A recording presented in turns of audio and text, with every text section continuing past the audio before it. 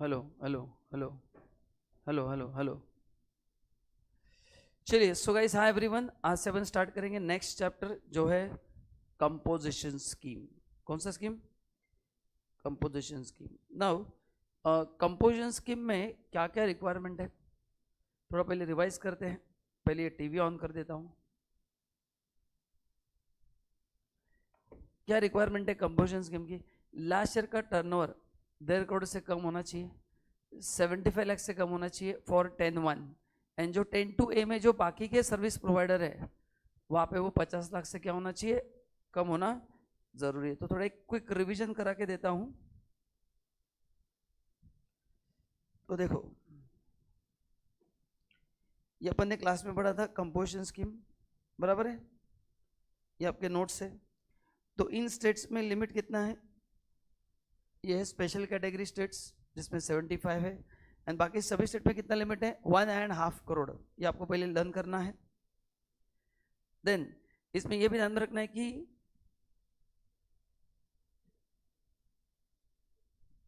Manufacture and trader अगर आप हो, मैन्युफैक्चर एंड ट्रेडर अगर आप हो तो मैक्सिमम कितनी सर्विस आप दे सकते हो? मतलब ये जो मैन्युफैक्चर ट्रेडर है या even restaurant, they can provide service. See restaurant वाला तो सर्विस प्रोवाइड कर रहा है, बट जो मैन्युफैक्चर ऑफ गुड्स है, जो ट्रेडर है, वो गुड्स के साथ सर्विस भी दे सकता है। तो मैक्सिमम कितना दे सकता है? लास्ट ईयर का टर्नओवर का 10% और 5 lakh whichever is higher. तो इससे जो आप सर्विस नहीं दे सकते, बट ये सर्विस कोई भी दे सकते, बट रेस्टोरेंट का नहीं दे सकते। तो as a manufacture I can provide any service, but कौन सा नहीं दे सकता मैं? रेस्टोरेंट का नहीं, बाकी कोई भी सर्विस में दे सकता हूँ। ठीक है। नाउ ये टैक्स रेट सबको पता है। मैन्युफैक्चर है तो 1% ऑफ टर्नओवर है, 0.5% CGST, 0.5% HGST। रेस्टोरेंट कैटरिंग के लिए कितना रेट है? 2.5%, 5%। एंड ट्रेडर के लिए 0.5%, मतलब 1%। तीनों फर्क ये है कि लास्ट पहले दो है मैन्युफैक्चर एंड रेस्टोरेंट कैटरिंग, वो टर्नओवर पे है। टर्नओवर में एग्जाम सप्लाई भी आता है, लेकिन जो ट्रेडर है वो खाली टैक्सल टर्नओवर पे क्या देगा? टैक्स देगा। इसके चार्ट्स अपन ने बहुत डिटेल में बनाए हैं। एंड ये 10-A मैंने कहा था, सलून, इंटरनेट सर्विस प्रोवाइडर, अपन सब लोग, तो इनके लिए व्हाट इज द रेट? 6%। इनको भी टर्नओवर पे GST देना पड़ेगा। तो टर्नओवर में क्या क्या होता है वो पता होना जरूरी है। देन उसके बाद अपन एक प्रोवाइजो पढ़ा था, एक्सप्लेनेशन, कि ये जो आप 1.5 करोड़ का लिमिट निकालोगे, फिर 50 लाख हो या 75, ना लास्ट ईयर के टर्नओवर में ना करंट ईयर के टर्नओवर में, ना लास्ट ईयर ना करंट ईयर, आप क्या ऐड नहीं करोगे? Interest on loan deposit add नहीं करोगे। अपन ने फर्स्ट डे बहुत सारे क्वेश्चंस किए हैं, तो क्या ऐड नहीं होगा? इंटरेस्ट ऑन लोन डिपॉजिट वगैरह ऐड नहीं होगा। इसको लेना ही टर्नओवर में। ठीक है, ठीक है। देन सबसे इंपॉर्टेंट आपको लर्न करना है वो है 10-2, क्योंकि ये कंडीशन अगर फुलफिल होती है तो आप स्कीम में एलिजिबल नहीं है। तो पहला कंडीशन क्या है? इस साल आपका supply of service 10% of last year turnover और 5 lakh whichever is higher से ज्यादा गया तो आप स्कीम से बाहर। मतलब दो तरह से स्कीम से बाहर जा सकते हैं, एक ओवरऑल टर्नओवर लिमिट के ऊपर गया, या फिर सर्विस का portion whichever is higher से ज्यादा गया। दूसरा, अगर आप नॉन टैक्सेबल सप्लाई कर रहे हो, सुनो अभी, अगर आप एग्जाम सप्लाई में 3 आते हैं, nil related and wholly exempted and non taxable, तो नील रिलेटेड होली एग्जाम पे GST देना है for manufacture and restaurant catering. लेकिन अगर आप exempt supply non taxable supply कर रहे हो, कौन से नॉन टैक्सेबल सप्लाई? वो जो 6 गुड्स है जो out of scope of GST है, हाँ, तो वो आप स्कीम में ही नहीं आ सकते हैं। तो लास्ट ईयर अगर आपका पेट्रोल का सप्लाई, तो इस साल आप स्कीम में हाँ नहीं आ सकते, या इस साल आपने पहला सप्लाई किया पेट्रोल का, तो आप स्कीम से इमीडिएटली बाहर। तीसरा, इंटरेस्ट रेट सप्लाई नहीं करना है, फिर गुड्स हो या सर्विस हो, वो भी नहीं करना है। चौथा, ईसे के थ्रू सप्लाई नहीं करना है।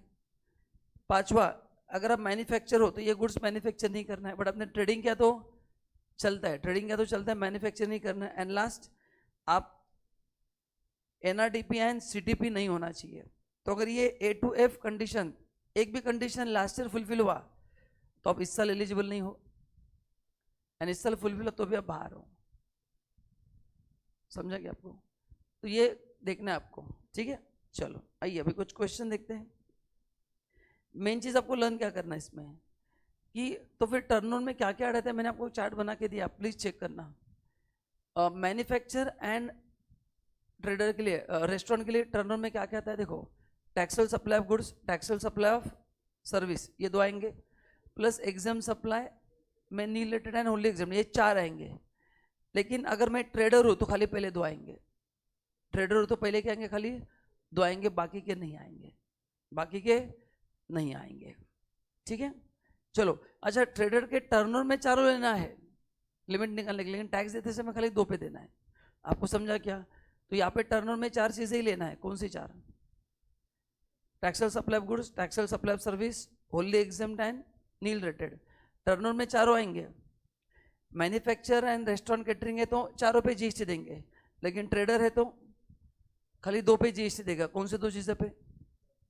Taxol supply of goods and Taxol supply, क्योंकि उसके लिए टैक्सेबल टर्नओवर कवर्ड है, टोटल टर्नओवर कवर्ड नहीं है। तो ये चार चीजें ही आपको देखना है। हाँ, अभी एक क्वेश्चन पूछता हूँ, एग्जाम में देंगे कि लास्ट ईयर आपका इंटरेस्ट रेट सप्लाई है, तो इस साल आप स्कीम में हो कि नहीं। अब इसमें थोड़ा बहुत सारे लोगों के अलग अलग ओपिनियंस है।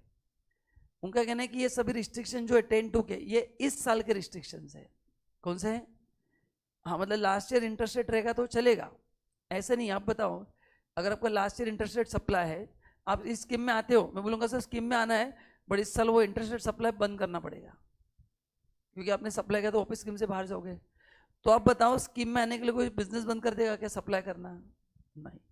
तो ये आपको ध्यान में रखना है कि ये जो 10-2 के कंडीशन है लास्ट ईयर भी फुलफिल होता है, तो इस साल आप एलिजिबल नहीं हो। इसलिए देखो, आपको एग्जाम में देते हैं कि लास्ट ईयर के जो सर्विसेज है वो विद इन लिमिट्स है। आप क्वेश्चन जब एग्जाम में देखेंगे ना, ऐसे दिया जाता है, क्योंकि लास्ट ईयर का जो सर्विस है 10%, वो उसके लास्ट ईयर के टर्नओवर पे डिपेंड है, उसके लास्ट ईयर का टर्नओवर अपने पास नहीं होता है। इसलिए जब लास्ट ईयर का डेटा दिया जाता है, लास्ट ईयर की बात कर रहा हूँ, तो उधर नीचे देते हैं, देखो क्या देते हैं कि लास्ट ईयर के जो सर्विसेज है वो विद इन लिमिट है। विद इन क्या है? वो लिमिट है।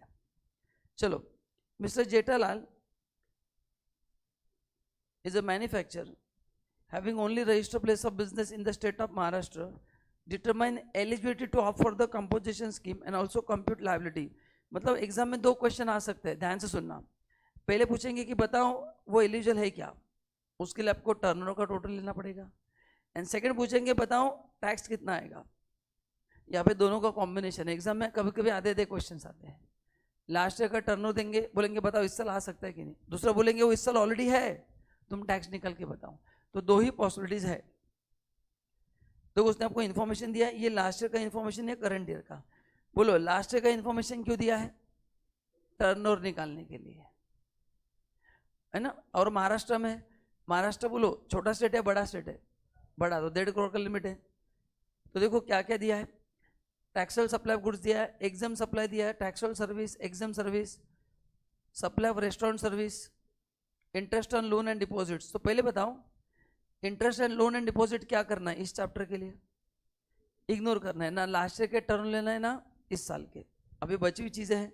अब इसमें कंफ्यूजन होगा, सर वो तो रेस्टोरेंट सर्विस दे रहा है ना, और आपने तो कहा था, मैंने क्या कहा था, इस साल जो सर्विस देगा वो कोई भी सर्विस दे सकता है अदर देन रेस्टोरेंट कैटरिंग, जो 10% का लिमिट है। बट ये तो ऑलरेडी रेस्टोरेंट बिजनेस में है। अभी क्वेश्चन क्या है, ध्यान से सुनना। ऊपर की जो सप्लाई है वो गुड्स है और रेस्टोरेंट क्या है? सर्विस है। तो मैन्युफैक्चर दो बिजनेस कर रहे हैं, मैं एज्यूम कर रहा हूँ कि उसके दोनों के रजिस्ट्रेशन क्या है? अलग अलग है। तो रेस्टोरेंट के ऊपर कितना जीएसटी आएगा? 5% आएगा। बाकी बिजनेस पे मैन्युफैक्चर है 1%। But turnover same pan, turnover कैसे ले जाते हैं? Same pan. मैंने कहा था अगर आपका पैन नंबर 1 है ना, आपके अगर मल्टीपल बिजनेस भी है तो सबका टर्नओवर जोड़ा जाएगा। इसलिए अपने को टर्नओवर लेते समय रेस्टोरेंट को भी जोड़ना पड़ेगा, लेकिन टैक्स देते समय एक हो गया अलग अलग होगा, क्योंकि दोनों के रेट्स क्या है? अलग अलग है। ये समझा आपको? तो बताओ कितना होगा लास्ट ईयर का टर्नओवर? Question number 1।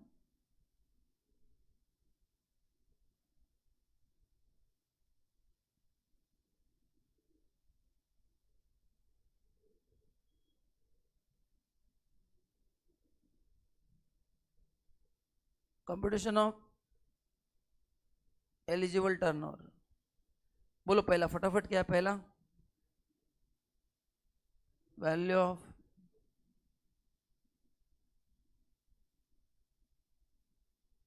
टैक्सेबल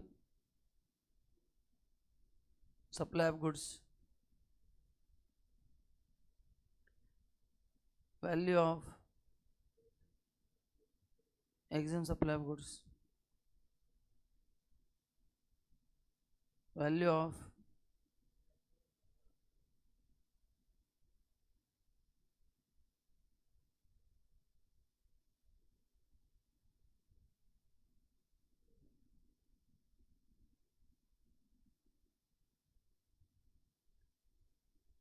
आप रेस्टोरेंट सर्विस क्यों ऐड कर रहे हैं, रीजन बताओ। क्योंकि टर्नो लेते समय same pan all India basis लेना पड़ता है। चलो इसका टोटल बताओ, ऑनलाइन आप भी बताओ टोटल।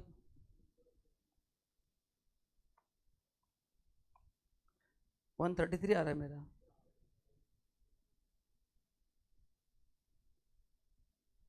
तो क्या नोट आएगा, as last financial turnover is below 1.5 CR in current financial year, JTLR Limited is eligible for composition scheme.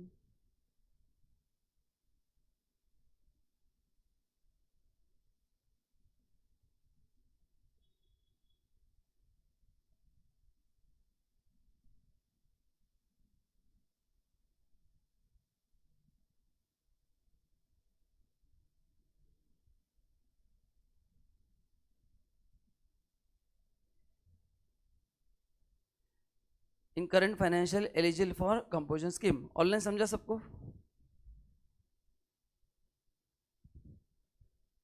अभी सेकंड क्वेश्चन पूछा है टैक्स पेबल।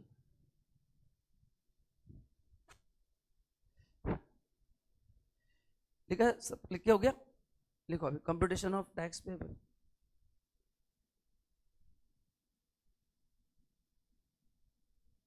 कंप्यूटेशन ऑफ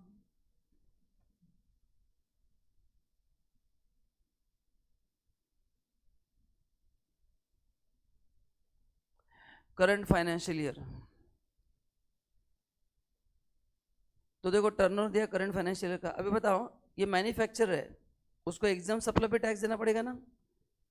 तो टोटल जो टर्नओवर है मैन्युफैक्चरर का ये कितना होगा बताओ, इतना होगा। यानी रेस्टोरेंट होगा, सही बोल रहा हूँ क्या मैं। तो ये टर्नओवर भी इस साल भी 1.5 करोड़ के अंदर होना चाहिए ना। ये तो फर्स्ट क्वार्टर का ही है क्या, विद इन लिमिट है ना। तो लिखते जाओ, बोलो पहले बताओ फटाफट क्या क्या। पहले value of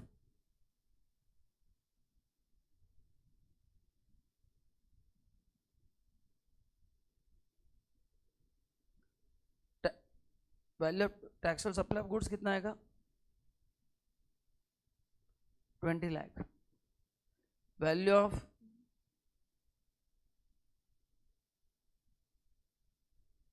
exempt supply of goods कितना है, 5।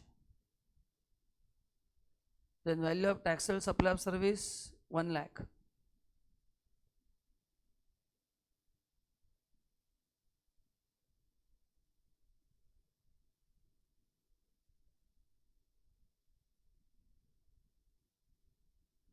Value of exempt supply of service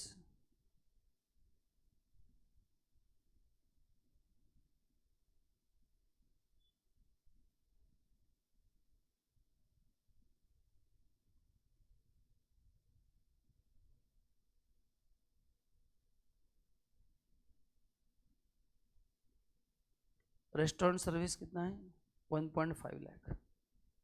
तो बताओ इस क्वार्टर का टर्नओवर कितना है, 20। ये करंट फाइनेंशियल के फर्स्ट क्वार्टर का है। आप ऊपर लिख सकते हैं ब्रैकेट में करंट फाइनेंशियल फर्स्ट क्वार्टर। या तो कोई प्रॉब्लम, टोटल गलत नहीं ना। 20 + 5 + 1 + 0.5 + 28 आ रहा है शायद।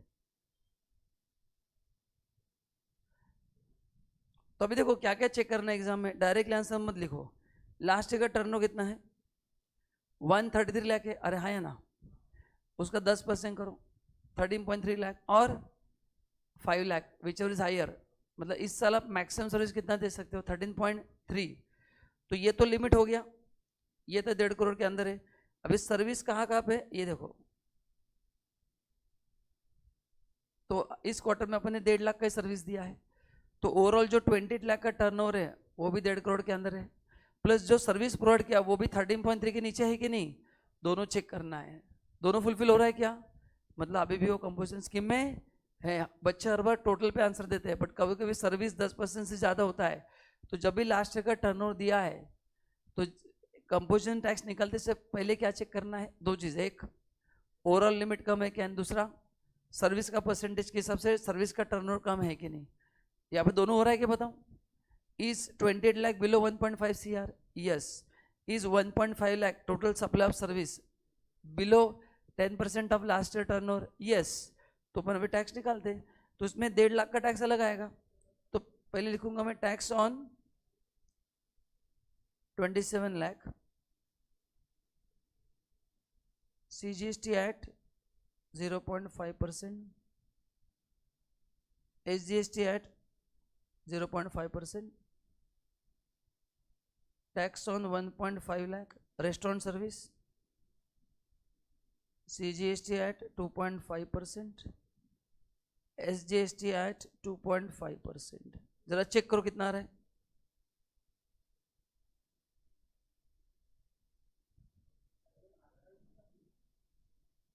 अच्छा टोटल 28 है क्या, तो ये गलत होगा ना फिर, ये 26.5 चाहिए। बोलो कितना आ रही है, तो 26,50,000 इंटू 0.5%, 13,250, एंड 1,50,000 इंटू 2.5%,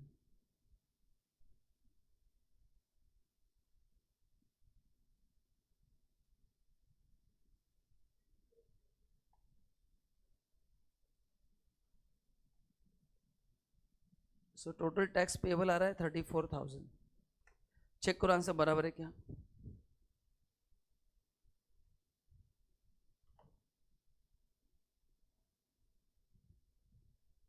तो बोलो कंपोजिशन स्कीम में क्या क्या ध्यान में रखना है।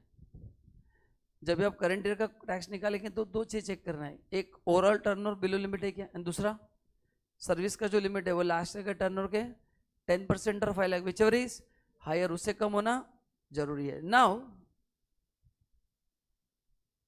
अगर यही क्वेश्चन मैं पूछता हूं कि अगर मैं ट्रेडर हूं तो कितना टैक्स आएगा, तो कैसे करेंगे बताओ। ट्रेडर कौन सी चीज पे टैक्स नहीं देगा, वो खाली टैक्सेबल टर्नओवर पे टैक्स देगा। तो अगर ये बंदा ट्रेडर है तो कितना अमाउंट पे टैक्स आएगा, 20 + 1 + 22.5 पे आएगा, उसमें 1.5 पे 5% आएगा, नील क्यों आएगा, इनकम टैक्स थोड़ी वो, हाँ। एंड ऊपर का जो बचा अमाउंट 21 लाख उस पर 0.5% आएगा। तो अगर मैं ट्रेडर हूँ, कौन हूँ मैं, अगर मैं ट्रेडर हूँ तो बस ये लेना है, ये लेना है, बस। तो ये आपको पता होना चाहिए कि मैन्युफैक्चर एंड सर्विस प्रोवाइडर है तो चारों लेना है, एंड ट्रेडर है तो ये मैंने आपको चार्ट लिख के दिया है क्लास में। अच्छा टर्नओवर निकालते समय लास्ट ईयर में सब कुछ लेना है, टैक्स निकालते समय नहीं लेना है। एम आई क्लियर कि टर्नओवर में नहीं लिखा है Taxol turnover, turnover is a general term, तो जो उसका लास्ट ईयर का लिमिट निकालेंगे तो ये लिमिट चेंज होगा क्या बताऊं, ट्रेडर के लिए नहीं, इसमें एग्जाम भी लेना है। अरे आपको समझा कि नहीं, तो टर्नओवर के लिमिट में वहां पे ओवरऑल वर्ड टर्नओवर है, टैक्स देते समय किस पे बोला है, taxable turnover. I hope it is clear. कुछ बच्चे पिछले टर्नओवर से निकाल देते, वैसा नहीं करना है। अरे समझा कि नहीं बाबा। तो ट्रेडर है तो कितने पे टैक्स आएगा, 20 + 1 21 लाख प्लस 1.5 22.5 पे टैक्स आएगा, उसमें 1.5 रेस्टोरेंट को होगा एंड बचे हुए पे 1% आएगा। I hope it is clear कि कैसे सॉल्व करना है। चलिए आगे बढ़ते हैं नेक्स्ट। अभी मैं 2 मिनट रुकता हूँ, सोचो उसको कैसे सॉल्व करेंगे।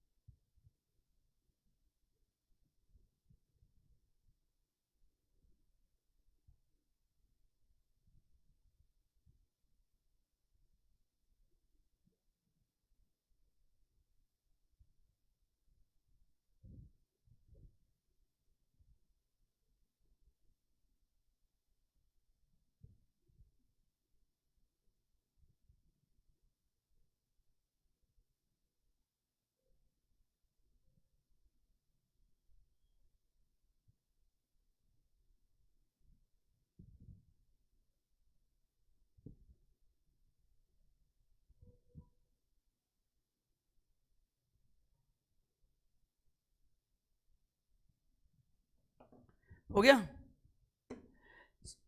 Sami Limited is a manufacturing company located in Karnataka. Karnataka मतलब 1.5 crore. Has been registered under composition scheme. देखो अभी देखो ये सेकंड टाइप क्वेश्चन ऑलरेडी बोला कि वो कंपोजिशन स्कीम में है, मतलब अभी अपने को टैक्स निकालना है. दो ही क्वेश्चन आ सकते हैं, एक टर्नओवर बोलेंगे स्कीम में है कि नहीं, दूसरा स्कीम में है टैक्स नहीं कॉलम, तीसरा जो अपन ने ऊपर किया दोनों पूछेंगे. पहले बताओ स्कीम में है कि नहीं, एंड फिर है तो टैक्स निकालो. तो तीन ही पॉसिबिलिटीज है.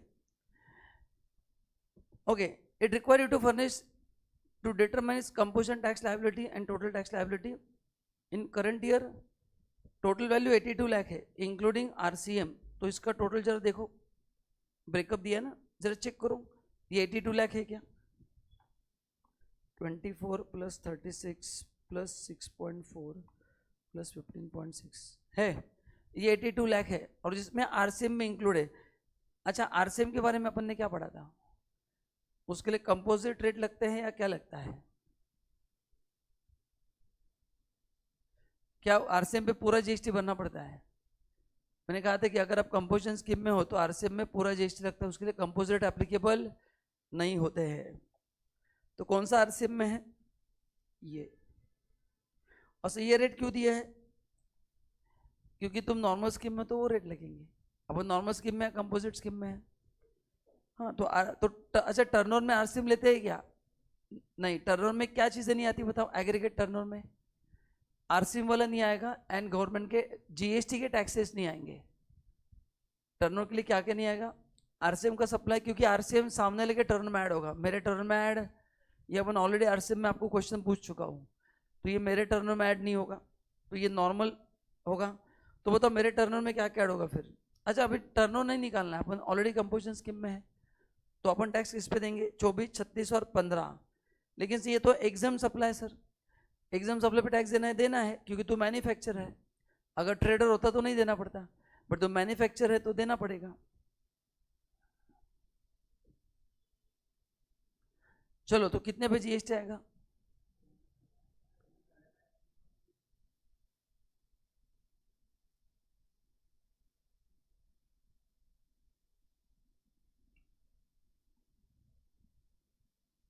चलो लिखो टर्नओवर में क्या क्या आएगा. Intrastate supply of auto spares,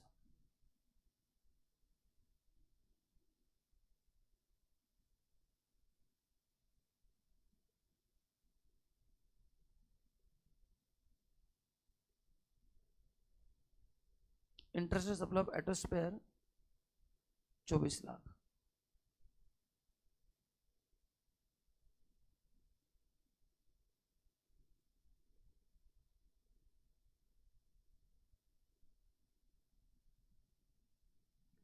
intrastate supply of auto spare X नाम का है ना, वो एक्स यूनिट से 36 लाख.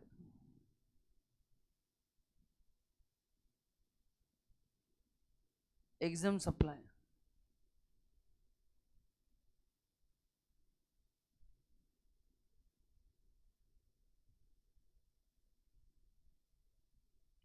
₹15,60,000.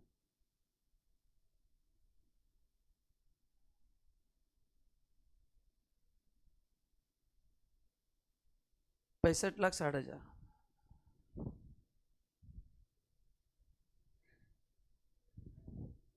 इस पर पहले टैक्स निकालो, ये मैन्युफैक्चर है ना, अरे है ना, टोटल गलत लिखा क्या मैंने, 75 आ रहा है क्या. हाँ तो लिखो CGST at 0.5%, SGST at 0.5%. So 75,60,000 into 0.5%. Online check करो आंसर, 37,800 आ रहा है कि देखो 37,800. एंड दूसरा आएगा heading GST payable under RCM.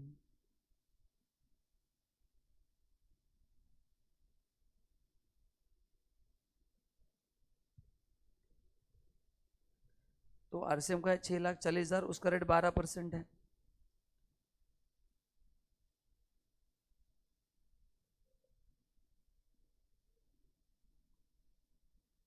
$76,800.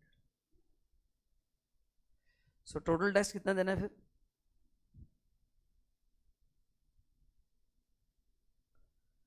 37,800 plus 37,800 plus 76,800.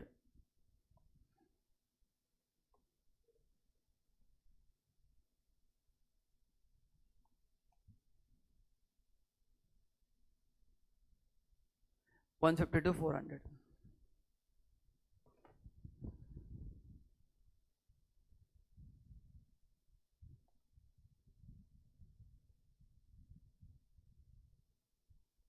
हम बताओ अगर ये ट्रेडर होता तो आप क्या करते हैं? बस खाली 15 लाख 4,500 हट जाता, क्योंकि ट्रेडर खाली टैक्सल सप्लाई पे टैक्स देगा. तो ट्रेडर के लिए अपन खाली 60 लाख लेते, बाकी आरसीएम तो सबके लिए एप्लीकेबल है. 60 लाख पे आता है 0.5 0.5. समझा आपको? चलिए आगे बढ़ते हैं. नेक्स्ट, अभी क्वेश्चन आप ओरली आंसर करेंगे. Discuss whether the suppliers are eligible for composition scheme. तो पहला क्वेश्चन आपको दिया है, आप पढ़ के आंसर देने की कोशिश करो. अभी आगे क्वेश्चन ओरली करेंगे. Technology enterprises register in Jalandhar Punjab engage in manufacturing computer system. Manufacturing में है. एग्रीगेट टर्नओवर लास्ट ईयर का, अच्छा पंजाब में है, पंजाब में है. मैन्युफैक्चर में है, टर्नओवर 125 लाख है. मतलब अभी तक तो परफेक्ट है. पंजाब मतलब बड़ा स्टेट है, 1.5 करोड़. मैन्युफैक्चर है तो रेट समझ में आता है. Technology enterprises supply the computer system manufacture by within the state of Punjab only. मतलब इंटरस्टेट सप्लाई दिया, वो भी दिया है, क्योंकि अगर इंटरस्टेट है तो तुम एलिजिबल नहीं हो. विथ टू एक्सपांड इस operation it will also start providing repairing service in the current financial year. अच्छा, अभी वो मैन्युफैक्चर कर रहे हैं, वो रिपेयरिंग भी सर्विस देना चाहते हैं. अपन ने पढ़ा था, तो इसमें आंसर क्या होगा? यस. पहले आप लिखेंगे yes you can provide repair service, but the maximum service you can provide is 10% of last year turnover और 5 lakh, whichever is higher. बस. और ये जो 10% हायर आएगा वो 1.5 करोड़ के पार्ट का लिमिट है. ये 1.5 करोड़ प्लस नहीं है, टोटल 1.5 करोड़ 75 लाख में ये इंक्लूड है. बस वही है. तो बोलो कर सकते हैं कि नहीं? यस कर सकते हैं, कोई प्रॉब्लम. बट आपको डिटेल में लिखना है. कर सकते हैं, बट क्या लिखेंगे आप? There is a limit for service. कब तक कर सकते हैं?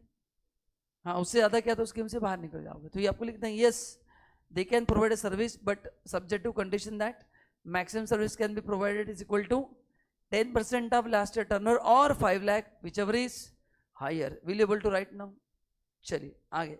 Second, Mrs. Siddharth and Sons registered in Delhi owns a restaurant Tasty Food with a turnover of 120 lakh in preceding financial year. तो इमेज लिस्ट आता है. दिल्ली मतलब बड़ा स्टेट, रेस्टोरेंट है तो 1.5 करोड़ का लिमिट है, 112 लाख है, वो भी ओके है. In a view of growing customer demand, it will also start intrastate trading of beverages in Delhi. है ना? तो क्या लगता है एलिजिबल है या नहीं है? चेक करो. बेवरेज का मतलब क्या है? गुड्स. कोल्ड ड्रिंक्स बेवरेज मतलब यस. तो पहले बताओ लास्ट का टर्नओवर 1.5 करोड़ के अंदर है क्या? है. मतलब इस साल तो एलिजिबल है. अच्छा, ये सर्विस प्रोवाइडर है, वो गुड्स प्रोवाइड करना चाहता है ना. बेवरेज मतलब गुड्स, तो कर सकते हैं प्रोवाइड. यस, आप गुड्स भी सप्लाई कर सकते हैं या सर्विस. टर्नओवर में सब कुछ इंक्लूड है. रजिस्ट्रेशन गुड्स पे नहीं है, रजिस्ट्रेशन किस पे है? सर्विस के ऊपर है. But restaurant already service provider है, तो they can provide goods, there is no problem. बस ओवरऑल लिमिट कितने का होगा? 1.5 करोड़ के ऊपर नहीं होना चाहिए सब मिला के. तो बोलो कर सकते कि नहीं बाबा? यस लिखो कि नहीं? हाँ. तीसरा बताओ अभी. चलो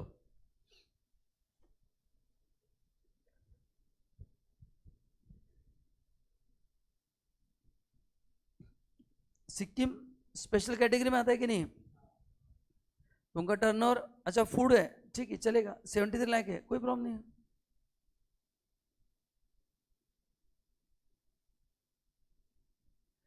In current financial year, it decided to shut down the food chain owing to huge losses being incurred in the said business. Now it will start providing intrastate architect service.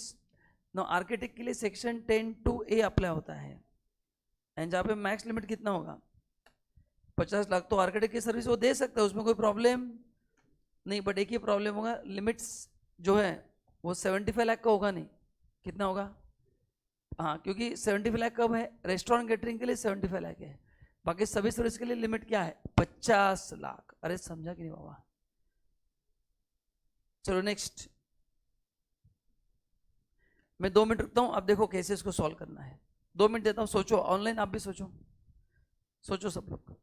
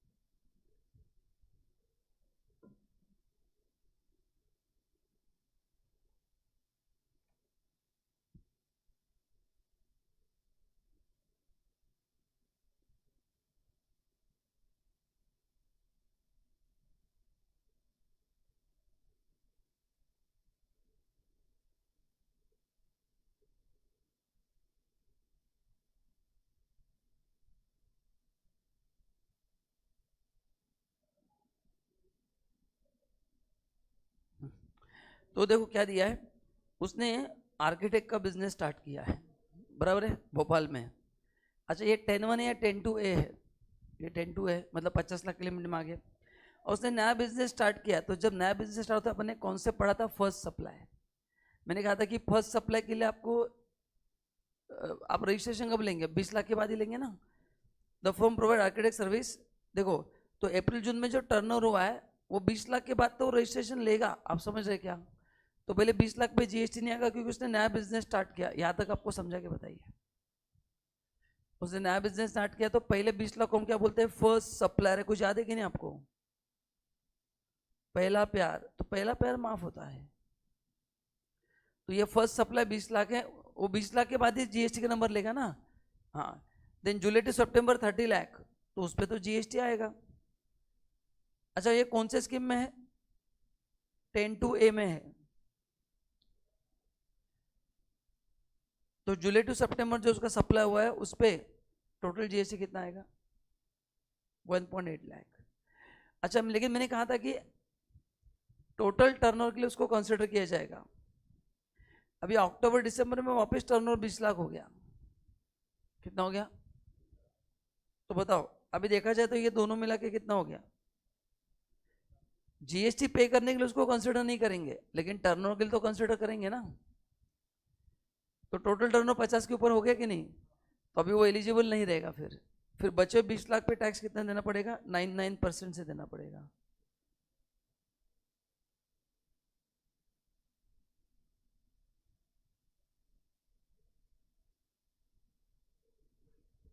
आपको समझा कि नहीं मैं क्या बोल रहा हूँ?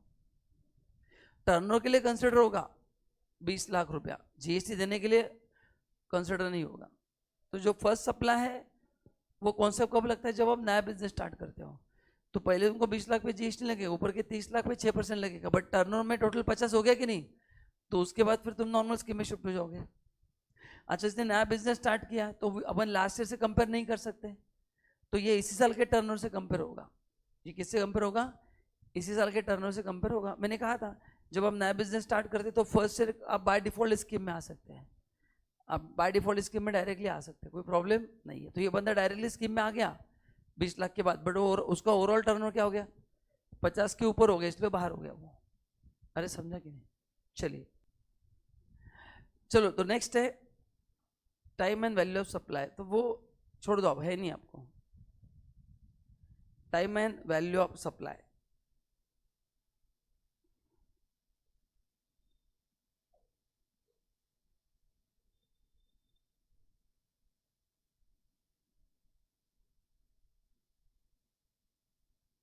okay, now time of supply, now time of supply से क्या डिसाइड होता है? बेसिकली चैप्टर क्यों पढ़ना है? इसमें दो चैप्टर्स है, एक टाइम ऑफ सप्लाई, एक वैल्यू ऑफ सप्लाई। नाउ क्या पता चलता है सर टाइम ऑफ सप्लाई से? टाइम ऑफ सप्लाई से पता चलता है the date on which your GST liability arises. It is not the date of payment of GST, it's a date on which GST liability arises. बराबर है? Okay, now अभी ये जो टॉपिक है ना, उसके लिए दो चीजें, मतलब सबसे टॉस दो पैरामीटर पे डिपेंड है। डायग्राम आपके नोट्स में भी है। एक डेट ऑफ इनवॉइस एंड दूसरा है डेट ऑफ रिसिप्ट। ये दो मेजर पैरामीटर है जिसके ऊपर टॉस के पूरे न्यूमेरिकल्स डिपेंड होते हैं। इनवॉइस में दो होते हैं, अगर आपको याद है तो। एक होगा due date. What is due date? आपने इनवॉइस कब बनाना चाहिए था, वो सेक्शन 31 में लिखा है। एंड फिर दूसरा होता है एक्चुअल डेट, जो आपने इनवॉइस दिया। इसमें से अपने को लेना पड़ता है whichever is earlier. And date of receipt में दो आते हैं। एक, अच्छा ये कैश मिला तो प्रॉब्लम नहीं, मैं बैंक की बात कर रहा हूँ। तो जब भी चेक से पैसा आता है या ऑनलाइन पैसा आता है तो पहले बैंक में आ सकता है, या कोई किसने चेक दिया तो बुक में आएगा पहले, बाद में बैंक में डिपॉजिट होगा। इसमें से अर्लियर। एंड इन दोनों में से जो अर्लियर होगा,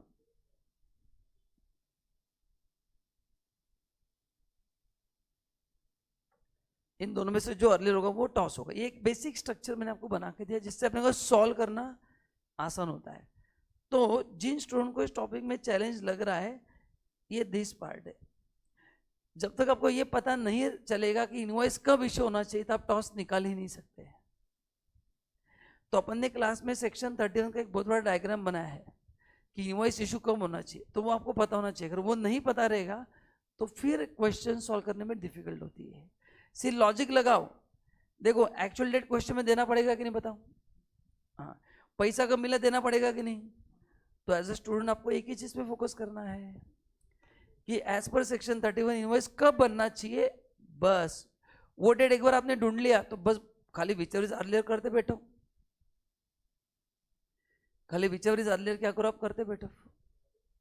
हाँ या नहीं?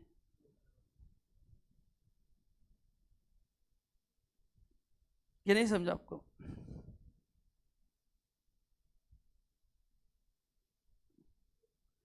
अरे हाँ या ना? तो क्या पता होना चाहिए अपने को पहले? सेक्शन 31 इनवॉइस इशू कब होना चाहिए, है ना? तो गुड्स में अपन ने पढ़ा था। गुड्स में इनवॉइस में क्या क्या पढ़ा था? When supply involves movement of goods, याद है?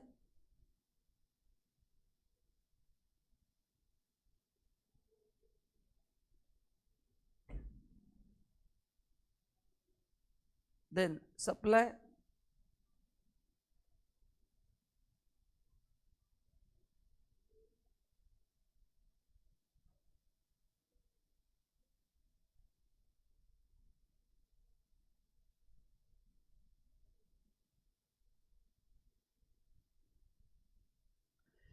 Supply does not involve movement of goods,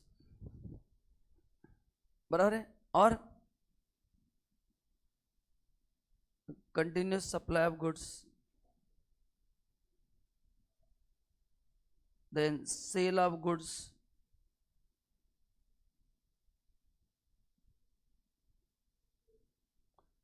on approval basis। तो ये आपको पता होना जरूरी है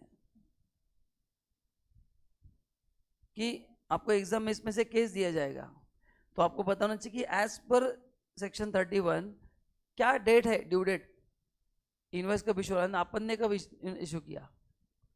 जैसे अगर आपका पहला पार्ट आप बोलते हैं, पहला पार्ट क्या है? Supply involves movement of goods. उसमें अपन ने क्या पढ़ा था? बोलो, इनवॉइस कब इशू होना चाहिए? ऑन और बिफोर रिमूवल। तो वो हो गया ड्यू डेट। उसको कंपेयर करो एक्चुअल डेट से, विच एवर इज। तो ये पूरा मैं ड्यू डेट आपको पढ़ा रहा हूँ। Second, supply doesn't movement of goods, मतलब मैंने आपको गुड्स हैंड ओवर किए। गुड्स मैंने क्या किए? तो जिस समय गुड्स हैंड ओवर किए वो होगा, उस समय इनवॉइस इशू होना मैं दुकान का एग्जांपल देता हूँ, ओवर द काउंटर एक्सचेंज। आप शॉपिंग करने गए, पैसा दो, गुड्स लो, उसको बोलते supply does not involve movement of goods. Continuous supply of goods मतलब जहाँ पे मिल्क का एग्जांपल दिया था कि आपको घर पे रोज मिल्क आता है, बिल कभी कभी एक बार बनता है, तो इसमें इनवॉइस कब बनना चाहिए? स्टेटमेंट ऑफ अकाउंट्स और date of receipt of money whichever is earlier. Then goods sent on approval basis पे इनवॉइस कब बनना चाहिए? रिमूव होने के बाद विद इन 6 मंथ बनना चाहिए। एंड 6 मंथ में नहीं बना तो नेक्स्ट डे आफ्टर 6 मंथ तो बाय डिफॉल्ट माना जाएगा। तो ये जब तक आपको सेक्शन 31 पता नहीं रहेगा ना, आपका यहाँ पे कंफ्यूजन होगा। आगे की चीजें तो बहुत सिंपल है, बस आपको विच एवर इज अर्लियर करना है। तो इसमें चैलेंजिंग पार्ट कुछ भी नहीं है, बस बताओ एज ए स्टूडेंट क्या पता होना जरूरी है आपको। सेक्शन 31 अच्छे से लर्न करो। Same for service,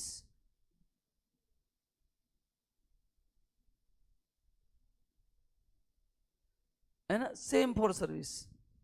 bus service में मूवमेंट नहीं आएगा, सर्विस में अलग अलग चीजें आती है। एग्जाम्पल दे रहा हूं, service can not be on approval basis. अरे आपको समझा कि नहीं, है ना? तो ये ऐसे आपको पढ़ना पड़ेगा, समझा आपको? Online shall we go ahead?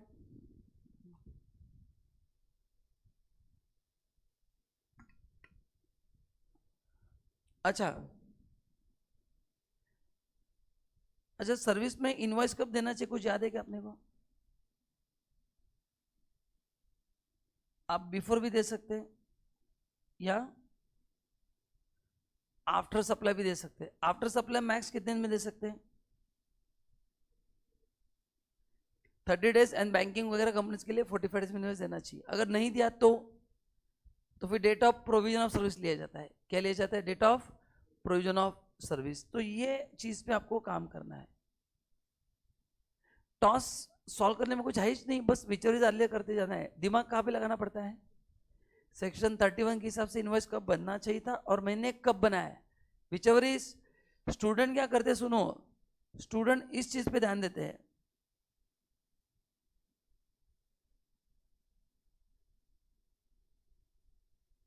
अरे भाई ये तो एग्जाम में रेडीमेड दिया जाता है, तेरा डोका कहाँ पे लगता है? यहां पे।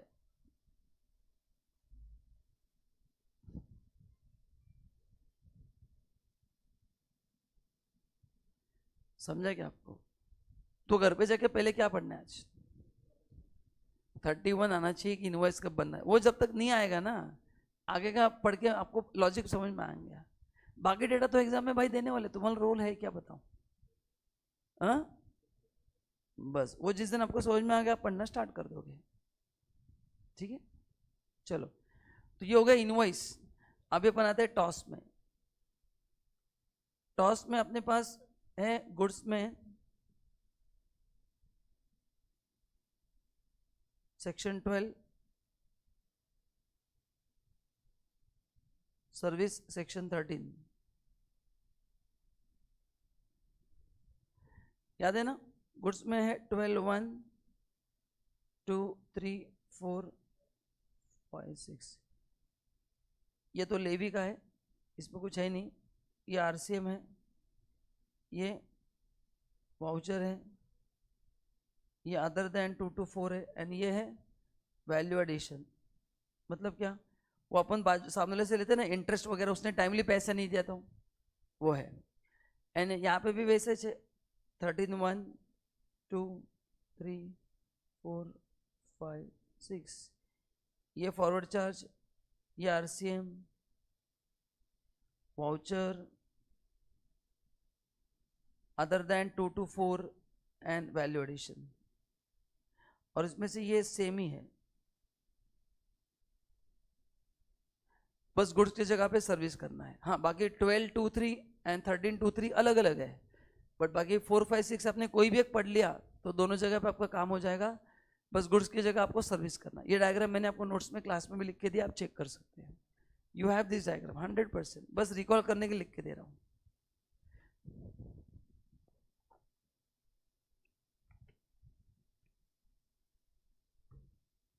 इसमें सबसे इंपॉर्टेंट ये है,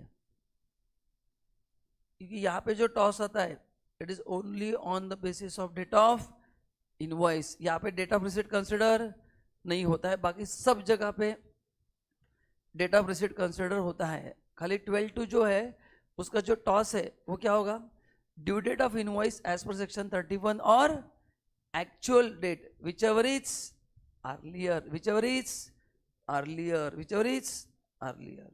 यहाँ पे date of receipt consider.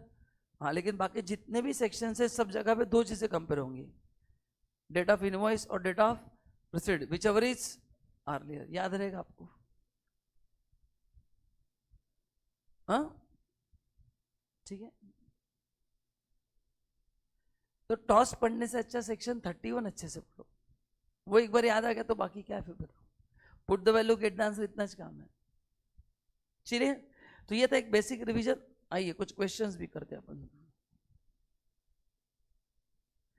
Determine time of supply in following cases assuming the GST payable under RCM. और ये आरसीएम गुड्स का है, तो अगर आरसीएम गुड्स का है तो सेक्शन 12(3) चेक करो. अभी लिख के दिया ना, देखो कौन सा आरसीएम में लगेगा, सेक्शन 12(3) लगेगा. आइए आपके नोट्स तो रहेंगे ना, तो बताओ 12(3) में टॉस क्या है. What is the TOS under 12(3) of RCM. Online आप भी बता सकते हैं.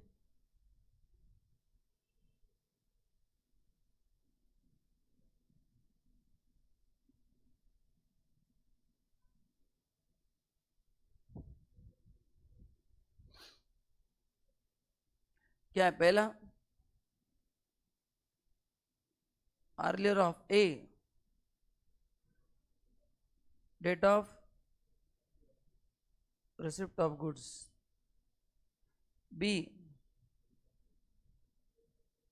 Date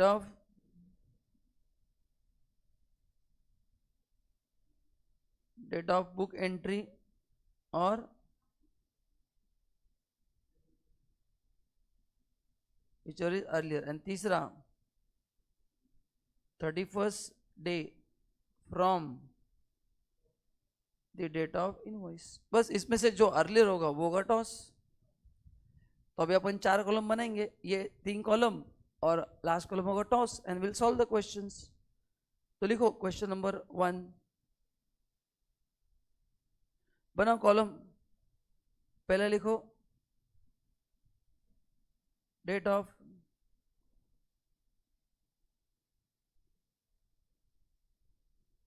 goods. दूसरा, अच्छा book entry, bank entry whichever is earlier.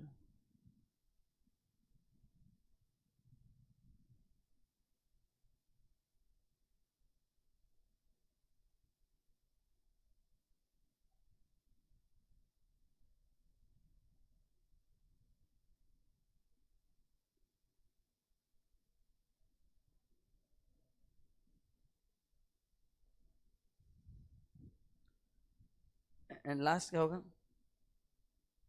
Date of invoice plus 31 days. And last होगा टॉस.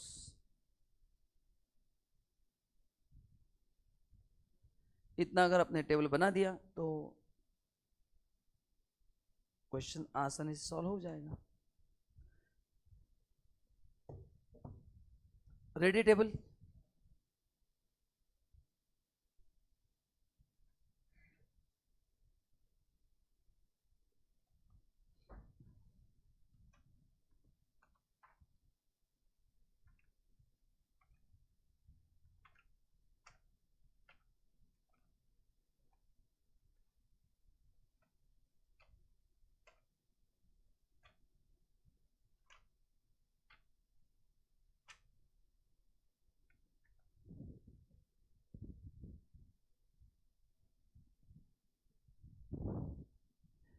अब हम बच्चा संडे को खत्म कर देंगे 10 बजे से 1 बजे लेके, हो जाएगा आराम से.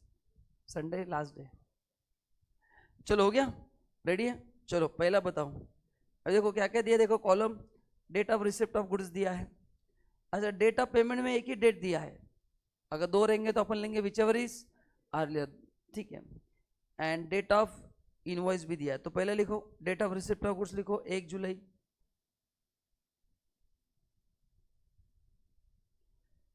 पेमेंट कब मिला है? 20 अगस्त।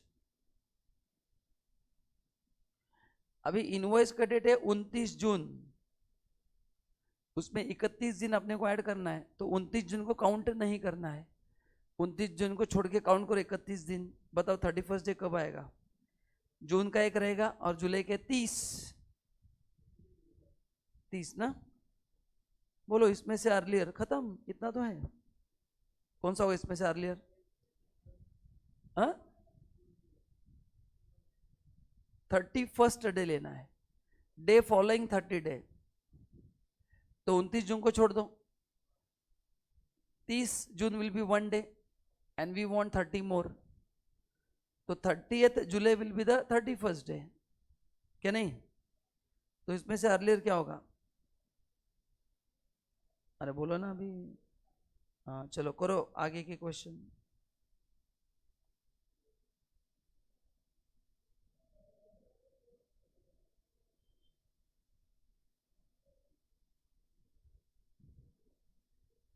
एक जुलाई, 25 जून, 29 जून, तो गुड्स मिले 1 जुलाई को। पैसा कब आया? 25 जून को आया। अच्छा 29 जून ही है, मतलब डेट रेडी है अपने पास 30 जुलाई। बोलो विच इज अर्लियर? हाँ अच्छा 25/6 को क्या इवेंट हुआ है? पैसा मिला कि नहीं? मतलब ये एडवांस पे है कि नहीं जीएसटी, जो मैंने कहा था? खाली 12/2 में एडवांस पे जीएसटी नहीं आएगा, बाकी सब केस में आएगा। चलो will you try remaining ones. Next date क्या है? 1 जुलाई। पार्ट पेमेंट 30 जून को हुआ है। अच्छा मैंने कहा था कि हर एक पार्ट पेमेंट के लिए आपको क्या करना है? अलग अलग टॉस निकालना है, तो ये 2 अलग अलग लिखना है। आपको समझा मैं क्या बोल रहा हूँ? अगर एक ही बिल के 2 अलग अलग पेमेंट हुए तो हर एक बिल के लिए हर एक पेमेंट के लिए अलग टॉस निकालना है, तो इसलिए इन डेट ऑफ रिसीट एक ही रहेगा, 2 पार्टीशन बन जाएंगे। चलो बताओ पहले केस में 1 जुलाई, 30 जून। 30 जुलाई कौन सा अर्लियर है? 30 जून, एंड यहाँ पे 1 जुलाई।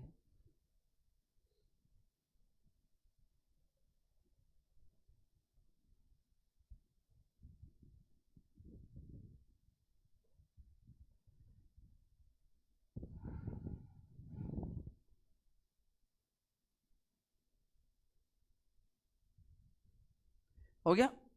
Next 5 July, payment entered books of accounts on 28 June and debited on 30 June. बोलो विच एवर इज अर्लियर? 28 जून ना, तो 5 जुलाई, 28 जून, 5 जुलाई, 28 जून। अच्छा अभी 1 जून है ना, अभी 1 जून में 31st ऐड करो, 1 जून को काउंट मत करो, तो जून के आएंगे 29 प्लस और 2 चाहिए मेरे को, 2 जुलाई आएगा। क्या आएगा? 2 जुलाई। बोलो अब इसमें से अर्लियर कौन सा है? 28 जून।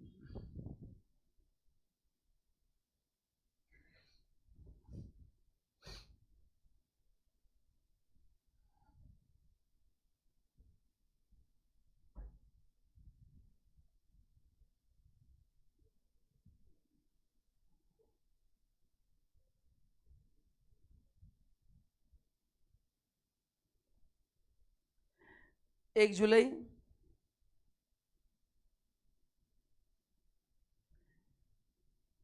30 जून या 26 जून, विच एवर इज अर्लियर? 26 जून,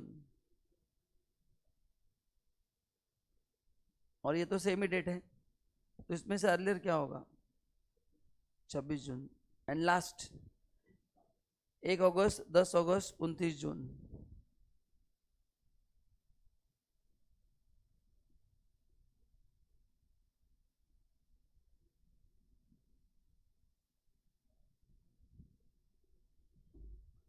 समझा क्या?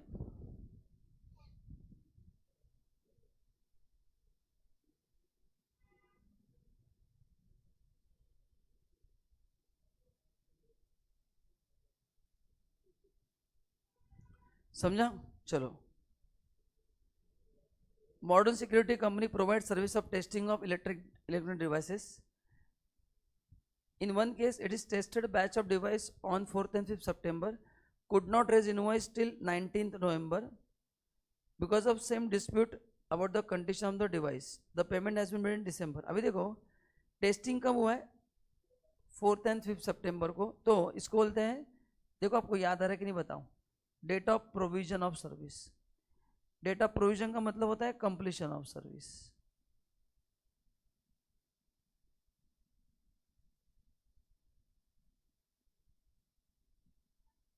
इसमें अपन ने क्या पढ़ा था, एक एग्जांपल दे रहा हूं. सपोज डेटा प्रोविजन है 5th सितंबर, ये यहाँ पे है 4th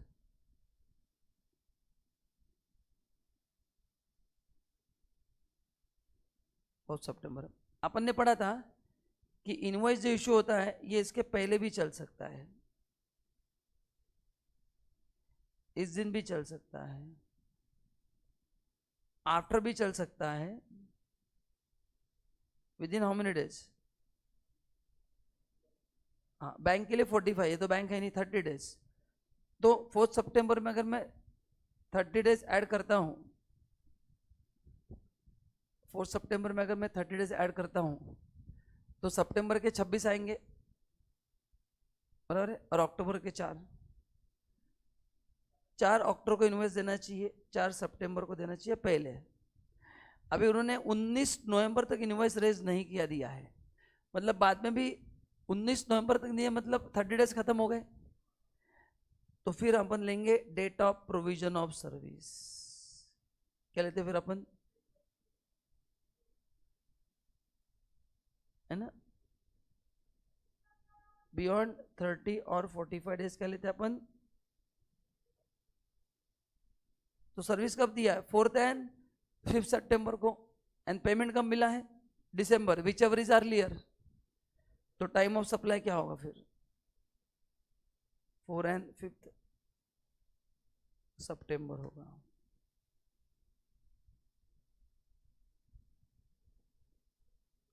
तो मैं लास्ट डेट पकड़ के चलूं 5th सितंबर. आधा सर्विस 4 को हुआ है, आधा 5 को हुआ है. टेक्निकली कंप्लीट कब हुआ है 5 को, तो यहाँ पे मैं 5 लिख देता हूँ. तो यहाँ पे टॉस क्या होगा,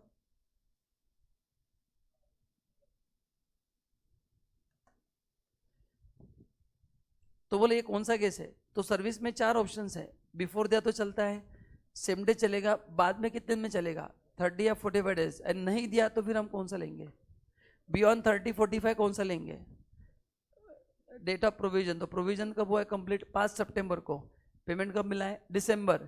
तो सितंबर और दिसंबर विच एवर इज, कौन सा लेंगे बोलो, सितंबर लेंगे. कौन सा लेंगे, सितंबर. ठीक है, तो बस आज ये टॉपिक कंप्लीट हुआ है, इतना ही करते हैं. एंड कल से अपन फिर वैल्यू ऑफ सप्लाई से स्टार्ट कर देंगे, 1 2 3 सेशन में अपन खत्म कर देंगे. ठीक है, चलो guys, thank you so much, bye bye.